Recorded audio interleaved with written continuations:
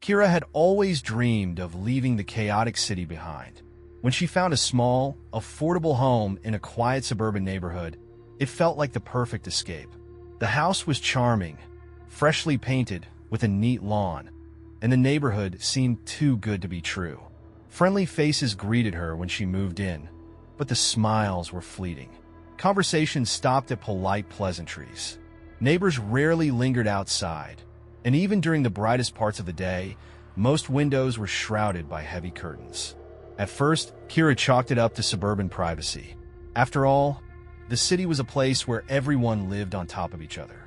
She thought it was refreshing not to be constantly watched, but the silence of her new street was deafening at night. The darkness swallowed the neighborhood, broken only by the dim glow of porch lights. The unsettling first night. On her first evening, Kira was unpacking boxes in her living room when a sound broke through the quiet, a low, rhythmic thudding. She paused, thinking it might be the neighbors moving furniture. The noise grew louder, then stopped abruptly. She shrugged it off. Moving always brought out her nerves. The next morning, she met an older man from the house across the street, Mr. Branson. His eyes darted around as he spoke. "You like it here? Quiet. Safe," he said, though his expression suggested anything but comfort. As days turned into weeks, Kira's unease grew. The thudding sound returned every few nights, always emanating from the house directly across from hers. Yet, no matter how many times she looked, the house remained dark, its windows shut tight. One afternoon, Kira met Jeff, a new neighbor a few doors down. He had just moved in a week earlier and shared her unease about the neighborhood. "They're different here, aren't they?" Jeff said as they stood on Kira's porch. "You've noticed too?" Kira asked, relieved to find someone who felt the same. Jeff confided that he'd been hearing strange noises at night too. "I thought it was just me," he said, "but something's off about this place." Their conversation was cut short when Mr. Branson appeared at the edge of her driveway. His smile was friendly, but his presence felt intrusive. "Afternoon, Kira. Everything okay?" he asked. His gaze lingered on Jeff, who quickly excused himself. After Mr. Branson left, Kira couldn't shake the feeling that he'd been watching them. A few nights later, Kira was startled awake by her phone buzzing. It was Jeff. "I'm hearing it again," he whispered. "The noise. It's coming from my basement this time." Kira told him to call the police, but Jeff hesitated. "What if it's nothing? They'll think I'm crazy." An hour later, she tried calling him back, but he didn't answer. The following morning, his house was eerily silent. The curtains were drawn, and his car was gone. When she knocked on the door, no one answered. That night, she noticed a group of neighbors gathering near Jeff's house. They stood in a loose circle, speaking in hushed tones. One of them, a tall man with graying hair, carried a heavy tarp over his shoulder. The sight sent chills down her spine. Kira decided to speak to Mr. Branson about Jeff the next morning. He shook his head slowly. "Jeff moved out last night," he said, his tone flat. "Said something about the city calling him back. It's best not to get too close to people. This is a private neighborhood." When Kira returned home, she found a note slipped under her door. "Stop asking questions." The note under her door confirmed Kira's fears. Something wasn't right in this neighborhood. Days passed uneventfully, but her nerves were on edge. Every night, the rhythmic thudding sound returned, echoing faintly through the darkness. It wasn't just furniture being moved. It was deliberate, too steady, too precise. One night, unable to stand it any longer, Kira grabbed her phone and went outside to investigate. The air was cool, the street empty. As she crept closer to the source of the noise, Mr. Branson's house, it abruptly stopped. The front door was slightly ajar. Her pulse quickened as she stepped onto the porch. "Kira, what are you doing?" She spun around to see Mrs. Denton, her neighbor from 2 doors down, staring at her with an expression of barely disguised alarm. "I heard something," Kira said, "from Mr. Branson's place." Mrs. Denton shook her head, her voice low and urgent. "Go home. It's better if you don't ask questions. Trust me." Kira returned to her house, but sleep didn't come.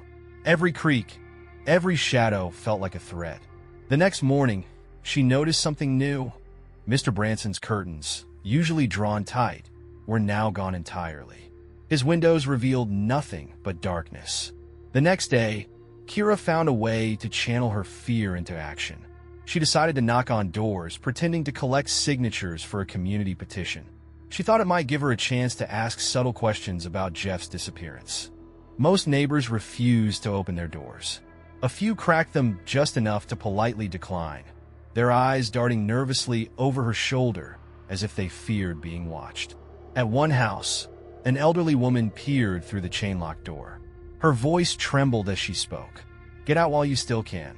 The door slammed shut before Kira could ask what she meant. The following evening, a new noise joined the nightly thudding, a high-pitched whine, like metal scraping against metal.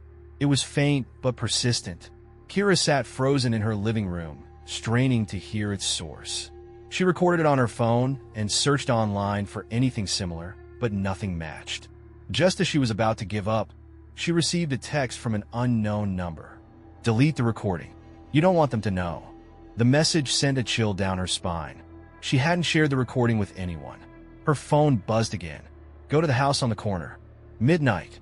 At 11:50 p.m., Kira slipped out of her home, adrenaline coursing through her veins.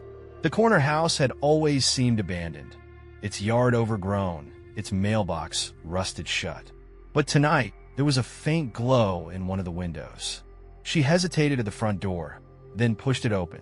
Inside, the air was damp and smelled of mildew. The glow came from a single lamp on the floor, illuminating a set of stairs leading down to the basement. Every instinct told her to leave, but curiosity drove her forward.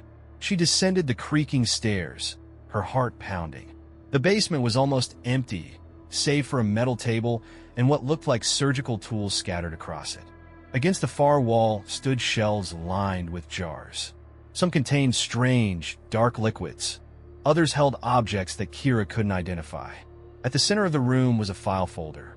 She opened it with trembling hands and found pages of detailed notes, names, addresses, and dates. Her name was listed, with a date marked 2 weeks from now. Before she could process what it meant, she heard footsteps overhead. Kira barely had time to hide behind the shelves before the basement door creaked open.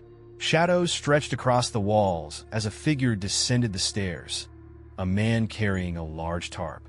She held her breath, her heart hammering against her ribs. The man placed the tarp on the table and began unfolding it. Kira's stomach churned as she realized what it contained, a bloodied hammer and a pair of gloves. She shifted slightly, trying to see more, but the movement made a jar topple from the shelf. The crash was deafening in the silence. The man turned sharply, his eyes scanning the room. "Who's there?" he demanded, his voice cold and sharp. Kira bolted for the stairs, adrenaline overriding her fear. The man chased after her, his heavy footsteps echoing behind. She burst out of the house and ran down the street, not daring to look back. Safe inside her home, Kira locked the doors and called the police. She explained everything, the noises, the basement, the file with her name. They promised to send someone immediately, but no one came. Instead, the next morning, she found another note slipped under her door. "You're making a mistake." Kira spent the morning pacing her living room, clutching her phone, waiting for the police. Her eyes darted to the window every few minutes, hoping to see a patrol car. Hours passed, but no one came. She called again, but this time the dispatcher sounded curt, almost dismissive. "There's no record of your earlier call, ma'am," the voice said. "What? I called hours ago. Someone needs to check the corner house." "Are you sure you're not just imagining things?" the dispatcher interrupted. "Stay safe, ma'am." The line went dead. Kira's hands shook. Either the police were complicit, or someone had silenced them. She wasn't sure which was worse. That evening, Kira saw Mrs. Denon, the nervous neighbor who had warned her to stay away, hurrying down the street with a suitcase in hand. The older woman glanced around nervously, her eyes catching Kira's. Before Kira could step outside to speak, a black van pulled up beside Mrs. Denon. 2 men in plain clothes got out, their expressions cold. They spoke to her briefly, their words inaudible, before guiding her into the van. Her suitcase was left on the curb. The van drove off, leaving no trace of Mrs. Denon. Kira retrieved the suitcase, but it was empty. Whatever Mrs. Denton had been running from, it was gone now. Kira's paranoia grew. She began noticing subtle changes in the neighborhood. More eyes watching her from behind curtains. More cars passing slowly by her house at odd hours. Once, she opened her mailbox to find it stuffed with blank envelopes. The final straw came when she noticed a new camera affixed to the street lamp across from her house. It was aimed directly at her front door. Kira knew she had to act. Determined to find evidence, Kira returned to the corner house the following night, armed with a flashlight and her phone. The basement door was unlocked, just as she had left it. The room felt colder this time. On the table, the tarp and tools were gone, but the file folder remained. She flipped through the pages again, her eyes catching new details. Dates next to names that had already passed were crossed out. Those people, Jeff, Mrs. Denton, were gone. Her own date, marked 2 weeks away, loomed closer. Suddenly, the faint sound of a ringtone filled the air. Kira Fos. It wasn't her phone. The noise was coming from the corner of the basement. She followed the sound to a small, locked cabinet. The ringtone stopped as soon as she touched it. The cabinet was bolted shut, but she spotted a screwdriver among the tools. With trembling hands, she pried it open. Inside were rows of phones, each labeled with a name. Her stomach churned as she saw Jeff's phone among them. A noise behind her made her spin around. Mr. Branson stood in the doorway, his face calm, but his eyes cold. "I warned you," he said, stepping forward. "You could have just lived quietly like the rest of us." Kira backed away, gripping the screwdriver tightly. "What are you doing to people? Where are they?" Branson sighed. "You don't understand. This neighborhood has rules. We protect each other by dealing with problems quietly." "Problems?" Kia spit. "Jeff wasn't a problem. Mrs. Denton wasn't a problem. They were risks," Branson said flatly. "And so are you." He lunged at her, but Kira ducked and swung the screwdriver, catching his arm. He cried out, giving her enough time to dart past him and up the stairs. Kira ran out into the street, but the neighborhood wasn't asleep. Porch lights flicked on, and silhouettes emerged from doorways. They didn't speak, they didn't shout. They simply began walking toward her, closing in from all sides. Her heart pounded as she sprinted toward her car. She fumbled with her keys, her hands slick with sweat. The engine roared to life, but as she backed out of the driveway, her tires screeched against something sharp. She jumped out to see nails scattered across the road. Panic surged through her. She grabbed her phone and dialed 911 again, but the line didn't connect. The screen went black. Her battery had been full moments ago. As the neighbors closed in, a door to one of the houses creaked open. A hand waved her inside. "Quick," a voice hissed. Kira darted toward the house, the figures behind her picking up speed. She barely made it inside before the door slammed shut. The woman inside was middle-aged, her hair disheveled, her face pale with fear. "You're in over your head," she said. "You think?" Kira snapped, struggling to catch her breath. "What the hell is going on?" The woman hesitated, then whispered, "They have a system here. Anyone who threatens the balance disappears. You need to leave, but not tonight. They'll be watching. You need a plan." Before Kira could ask more, a loud knock came at the door. The woman's face turned white. "They know you're here. Go out the back. Now!" Kira didn't hesitate. She slipped out the back door and ran into the shadows, her mind racing. She needed proof, a way to expose the neighborhood for what it was. But first she needed to survive. The night after her escape, Kira stayed in her home with every light on and every door locked. Sleep was impossible. Her mind replayed Mr. Branson's chilling words over and over. This neighborhood has rules. She knew she was being watched. The neighbors had left no doubt about that. When she stepped outside to check her car the next morning, she found it undrivable. 2 slashed tires and a note tucked under the windshield wiper. One warning: no second chances. Inside her mailbox was a bundle of blank envelopes, just like before. This time, she noticed faint impressions on one of them, as if someone had written a message and then erased it. She held it up to the light and made out the words: "Help me. 14 Oak Lane." By nightfall, Kira had made her decision. She couldn't let fear paralyze her anymore. Armed with her phone and a flashlight, she headed to 14 Oak Lane, a house at the far edge of the neighborhood. Unlike the other homes, it looked abandoned, its yard overgrown and windows boarded up. She crept inside through a broken window, landing in a dark, musty living room. The smell of decay was overwhelming. Her flashlight revealed overturned furniture and claw marks on the walls. In the corner, a small pile of belongings, a pair of shoes, a torn jacket, lay abandoned. Kira ventured deeper, her footsteps echoing in the empty house. From the basement came a faint metallic clinking. She hesitated, her heart pounding, then descended the stairs. The basement was worse than she had imagined. Chains hung from the ceiling, stained with rust and something darker. A metal table stood in the center, its surface covered in deep scratches. Against the far wall, she found a journal, its pages filled with frantic, illegible writing. The last entry was clear enough to send a chill down her spine. "They're coming for me. I can hear them upstairs. I can't get out." Suddenly, the sound of footsteps above froze her in place. The voices of two men drifted down the stairs. "She came in here," one said. "I saw her." "She won't get far," said the other. Kira frantically looked for a way out, but found none. She turned off her flashlight and pressed herself into a corner, her breath shallow and silent. The footsteps grew louder as the men descended the stairs. One held a crowbar, the other a knife. The beam of their flashlight swept the room. "She's still down here," the first man said. Kira's mind raced. She spotted a small vent near the floor and crawled toward it, praying it was large enough to fit through. The men were distracted, examining the journal on the table. "She knows too much," one of them said. "We need to act tonight." Kira slipped into the vent just as the light passed over where she had been crouched. The metal was cold and sharp against her skin, but she kept crawling, biting back her panic as she heard the men searching behind her. The vent led outside, depositing Kira into the overgrown backyard. She bolted, not stopping until she reached the home of the woman who had helped her the night before.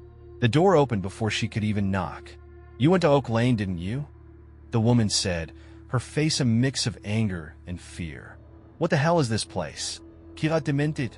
"Who are these people?" The woman sighed heavily. "They call it the network. It started years ago, just a small group of neighbors who want to control. They decide who belongs and who doesn't.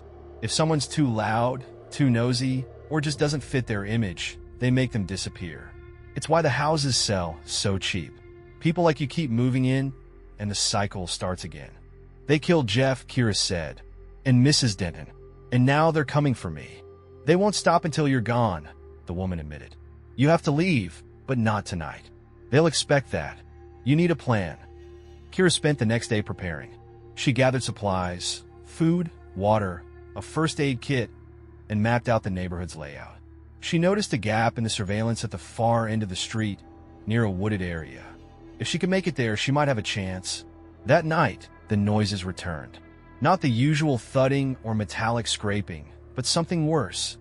Whispers outside her windows. She couldn't make out the words, but the intent was clear. They were waiting for her to make a move. At 3 a.m., Kira heard a single loud knock at her front door. She didn't answer. Another knock came, then another, louder each time. She backed away from the door, gripping the kitchen knife she had taken from the drawer. The knocking stopped. A voice called out, "Kira, open the door. Let's talk." It was Mr. Branson. Kira didn't respond. Instead, she moved to the back of the house, where she had left her bag of supplies. The plan was to leave through the back door and make a break for the woods. But when she opened the door, someone was waiting. The tall man from the basement, the one with the crowbar, stood in the shadows. "Going somewhere," he said, stepping forward. Kira acted on instinct, throwing her bag at him and running back inside. She locked the door and raced to the front of the house, where Mr. Branson was still pounding on the door. "Kira," he called, his voice calm. "Don't make this harder than it needs to be." Trapped, Kira realized she had only one option: fight. She grabbed a bottle of cleaning solution from under the sink, her hands shaking. When the back door splintered open, she threw the liquid at the man's face. He screamed, dropping the crowbar. Kira didn't wait to see if he was okay. She bolted out the front door, shoving past Mr. Branson. The neighbors were there, all of them, standing in a silent semicircle around her yard. She ran. Kira sprinted down the street, the eerie silence of her pursuers amplifying her panic. She expected shouting or threats, but there was nothing, just the rhythmic sound of her footsteps and the quiet, deliberate movements of the neighbors. They didn't run. They didn't speak. They simply followed.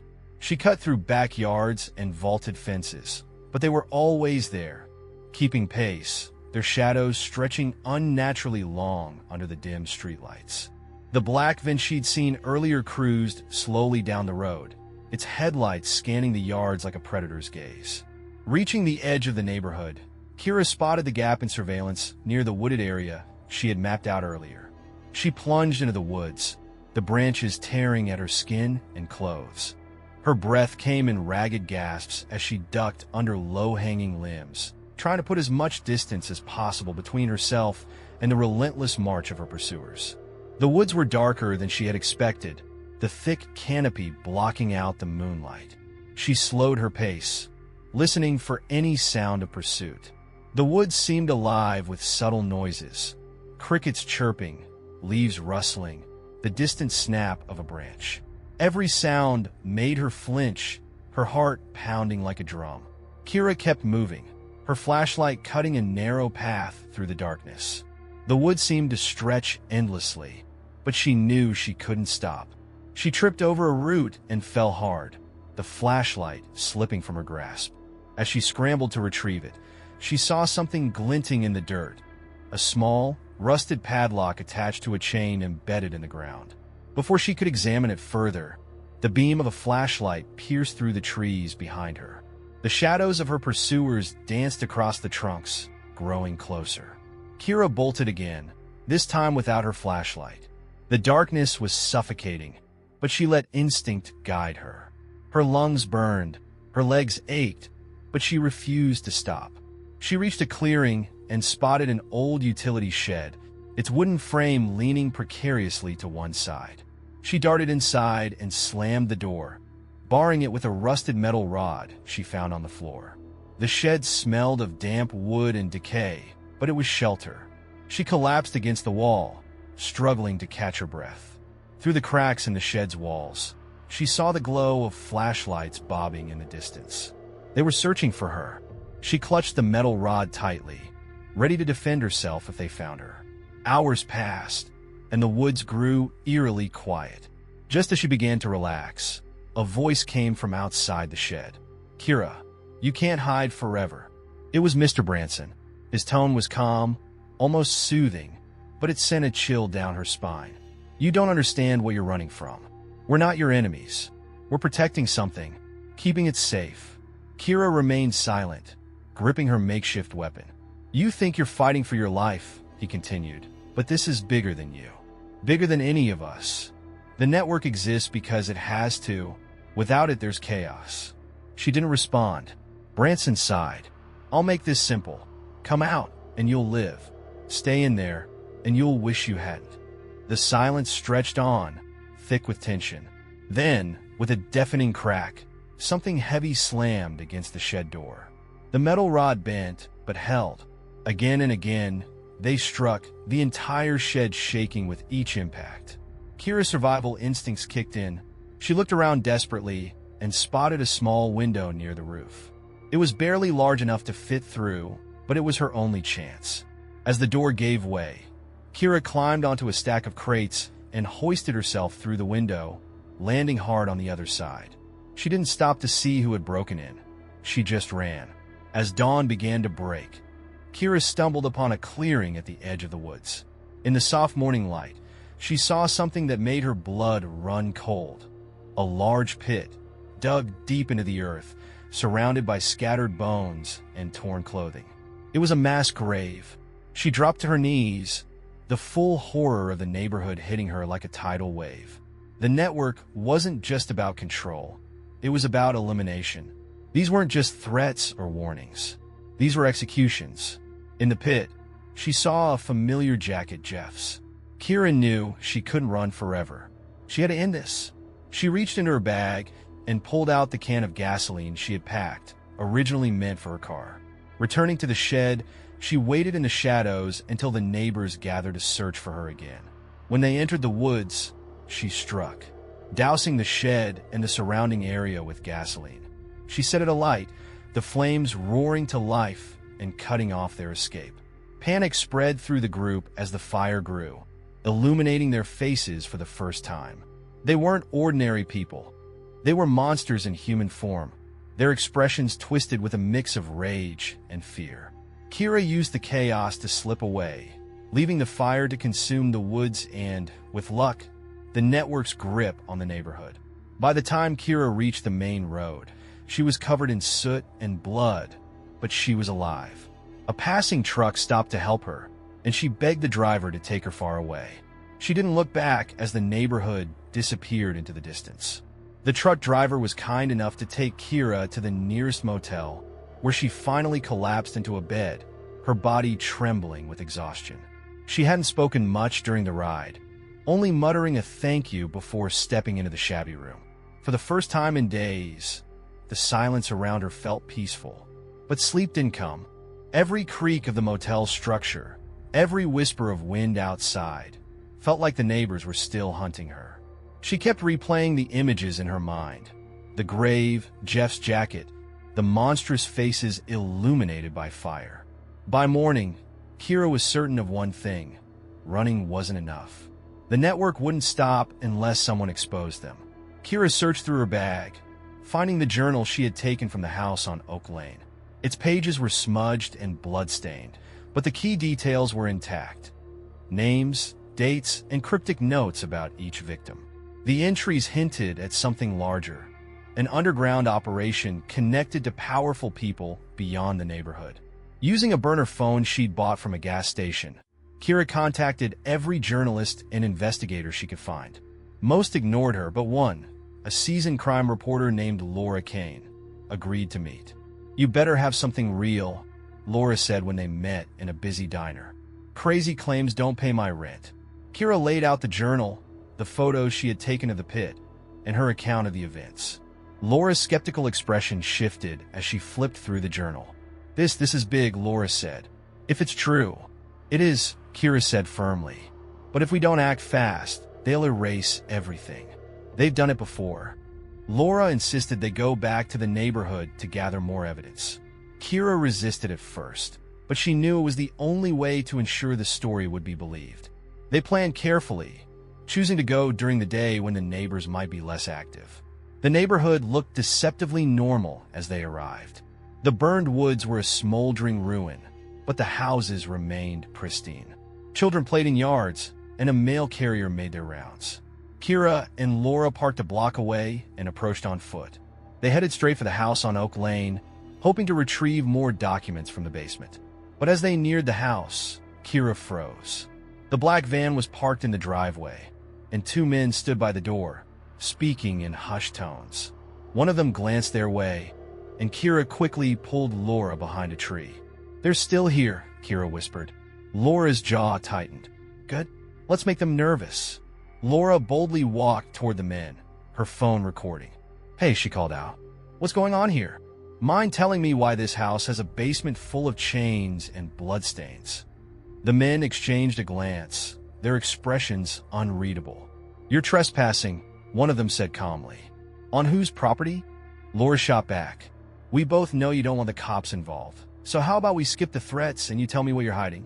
The second man reached for something in his jacket, but Laura didn't flinch. "That's a bad idea," she said. "This is live streaming to my team. Pull that out, and you'll be famous by lunchtime." Kira's heart pounded as she watched from the shadows. For a moment, she thought Laura might win this standoff. Then Mr. Branson stepped out of the house. "Enough," Branson said, his voice calm but icy. "You've seen too much. Leave now, and we'll pretend this never happened." "I'm not going anywhere," Laura said, holding her ground. Branson's gaze shifted toward the tree line where Kira was hiding. "Neither is your friend." Kira's stomach dropped. She bolted, shouting for Laura to follow, but the men grabbed Laura, dragging her into the house. Her screams echoed down the street. Kira didn't stop running. She reached the main road and flagged down a passing car, pleading for help. The driver, startled but sympathetic, agreed to take her to the nearest police station. Kira's pleas at the police station finally bore fruit. The evidence she provided, combined with Laura's live stream, forced the authorities to take action. A raid was organized, and Kira insisted on going with them. The neighborhood was eerily quiet when they arrived. Police swarmed the houses, battering down doors and searching every room. Most of the homes were empty, their occupants having fled. In the basement of the house on Oak Lane, they found Laura. She was alive but badly shaken, her arms bruised and her face pale. "They're gone," she whispered, but not for long. The raid uncovered enough evidence to implicate the network in multiple disappearances and murders. News outlets swarmed the neighborhood, dubbing it the suburban death trap. The journal Kira had taken became a key piece of evidence, linking the network to crimes spanning decades. But not all of the members were captured. Branson and several others vanished without a trace, their homes abandoned. Kira returned to the city, but she couldn't shake the feeling that the network was still watching her. She moved frequently, never staying in one place for too long. Months later, Kira received a package at her new address. Inside was a single photograph, the burned woods at dawn, with the words "We'll see you soon" scrawled on the back. Her heart sank. The network wasn't finished, and they never would be. Thank you for watching. Please subscribe to the channel, and I'd love to hear your comments.